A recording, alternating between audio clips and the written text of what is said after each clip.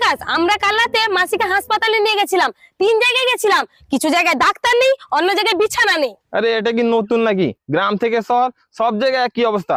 বিল্ডিংটা দাঁড়িয়ে আছে কিন্তু ভেতরে কোনো বিশেষজ্ঞ বা টেকনিশিয়ান নেই। আর এই যে বড় বড় হাসপাতাল বানানোর কথা, এসব তো শুধু বোর্ড গুলো বড় বড়, ভেতরে মেশিন গুলো অচল। আর মানুষ চিকিৎসার জন্য লাইনে দাঁড়ায়, কিন্তু সিস্টেমটাই তো আইসিইউতে পড়ে আছে। আমার সবচেয়ে বেশি ভয় লাগছে এটা নিয়ে, যে আগামী দিনে আমাদের সন্তানদের ভবিষ্যৎও এই সিস্টেমের উপর নির্ভর করবে। এটাই তো ভাবা দরকার। প্রশ্নটা শুধু আজকের জন্য নয়, পরবর্তী প্রজন্মের জন্য। কিন্তু সমাধানটা কি? আমরা তো কেবল সমস্যার কথাই শুনি। তুই জানিস সমাধান তখনই আসে যখন উদ্দেশ্য বদলায়। আর তুই ভাবতো, প্রত্যেক মেয়ের জন্য বিনামূল্যে এইচপিভি টিকা, প্রত্যেক মহিলার জন্য নিয়মিত স্তন ক্যান্সার স্ক্রিনিং।